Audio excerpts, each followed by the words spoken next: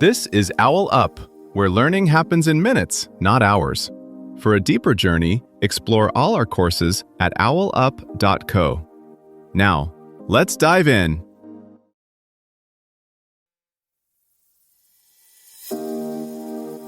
Welcome back to Chapter 2 of our series, How Money Actually Works, The Hidden System.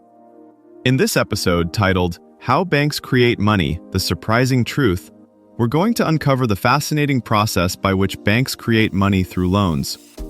Get ready to rethink what you know about banking and finance. Let's dive in. Right now, about 9 out of every $10 in advanced economies exists only as bank numbers, not cash in a wallet. You walk into a bank, sign a loan contract, and, without printing a single bill, the bank types a figure into your account. That quiet keystroke changes the money supply. That new balance in your account is not taken from someone else's savings. In modern banking, loans come first. Matching reserves and funding come after. When a bank approves a $10,000 loan, it instantly records a $10,000 asset, the loan, and a $10,000 liability, your deposit. Its balance sheet grows by $20,000 in total entries, but the bank's net worth hasn't changed by a cent. What has changed is the amount of spendable money in the economy. There is now $10,000 more deposit money than before. Now scale this up. If a mid-sized bank issues $1 billion in new net loans over a year, that's $1 billion added to broad money, unless offset elsewhere.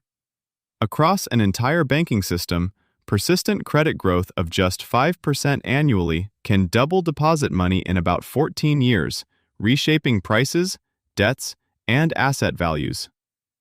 Zoom out to the whole system. In many advanced economies, 90 to 95% of broad money is this kind of bank-created deposit, while physical notes and coins make up only 5 to 10%. In the Eurozone, banks are required to hold just 1% of certain deposits as reserves. In countries like the UK, Canada, and Australia, the formal reserve requirement is 0%. That doesn't mean infinite lending, because banks are constrained by capital rules and risk limits. Still, when US M2 jumped roughly 25% between February 2020 and 2021, it was largely because banks expanded their loan books and governments injected deposits via stimulus. To see how this plays out in practice, follow a single $300,000 mortgage through the system. Day 1. A bank approves the mortgage. Your account shows $300,000. The seller of the house sees $300,000 in their account when you pay. Two different people now feel richer by the same amount, even though no extra cash moved through a teller's window. Day 2 to 30. The selling bank may lose $300,000 in reserves if the seller uses another bank. Your bank now has a funding problem, not a missing deposits problem. It can respond in several ways, each with different implications for the system. It can borrow short-term from other banks in the interbank market.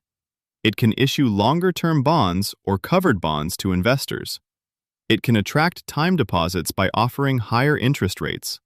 It can borrow from the central bank at the policy rate plus a spread. If funding is easy and cheap, your bank is comfortable repeating this process hundreds or thousands of times. Suppose it writes $500 million in net new loans in a year across mortgages, business credit lines, and credit cards. If, on average, 80% of those new deposits stay in the same banking group and 20% leak out to others, it needs to secure funding and reserves for roughly $100 million, not the full $500 million. Now introduce capital rules. A bank with $2 billion in equity can only support a certain volume of risk-weighted assets. If regulators require, say, a 10% common equity Tier 1 ratio, that equity might back up to $20 billion of risk-weighted loans. A safer prime mortgage might carry a 50% risk weight. A risky corporate loan might be 100% or more. That means $100 million in new prime mortgages uses up only $50 million of risk-weighted capacity, while $100 million in riskier loans uses the full $100 million. Profitability, perceived risk, and these weights silently steer where new money shows up. Suburban housing, stock buybacks, commercial real estate, or small business credit. This is why two countries with similar headline interest rates can experience very different booms. If one country's banks channel most new credit into existing property, you get soaring house prices and household debt. If another directs credit toward businesses and infrastructure, you get more productive capacity instead of just higher asset prices. Your challenge this week: pick one local bank and read its latest annual report or Pillar 3 disclosure. Look for three things. 1. Which loan categories are growing fastest? 2. How much equity it holds versus total assets? And 3. Any comments about risk-weighted assets? You're not trying to become an accountant. You're training yourself to see where new purchasing power is actually being steered in your own economy. Now connect that abstract process to visible outcomes. Suppose a regional bank increases its commercial real estate book from $2.4 billion to $3 billion in a year, while small business lending crawls from $500 million to $520 million. That's a $600 million push of new purchasing power toward offices and malls versus only $20 million toward local firms. Or look at household debt. If mortgages at a national bank rise 8% to $110 billion, while wages in that region rise 3%, the gap signals more pressure on future incomes to service past borrowing. One analogy to keep in mind: a software company that keeps pushing automatic updates to certain apps more than others. Wherever the updates go most frequently is where capabilities and bugs accumulate. In banking, those updates are credit flows. Reading a bank's numbers tells you which parts of your economy are being upgraded with fresh spending power and which are left running on old code. When banks redirect where new money first appears, they also reshape future risks. If a major lender shifts 15% of its book toward green projects and away from coal, that might mean $3 to $5 billion less funding for high-emissions assets over 5 years. As CBDCs or large stablecoins scale to, say, 10 to 20% of payments, they could drain cheap deposits from banks, forcing them to pay more for funding or shrink lending.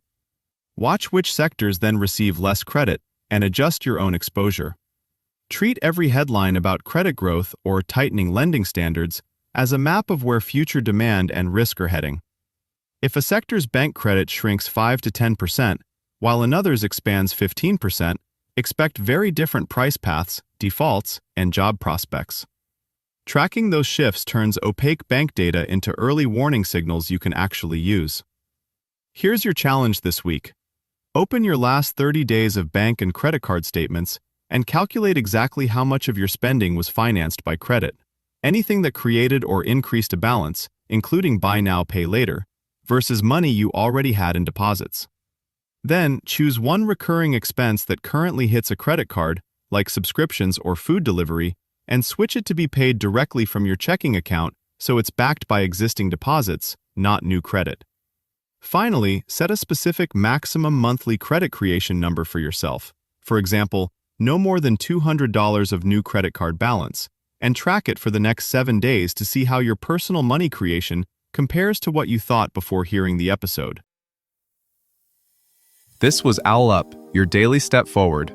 To keep learning with structured courses and more insights, go to owlup.co. Until tomorrow.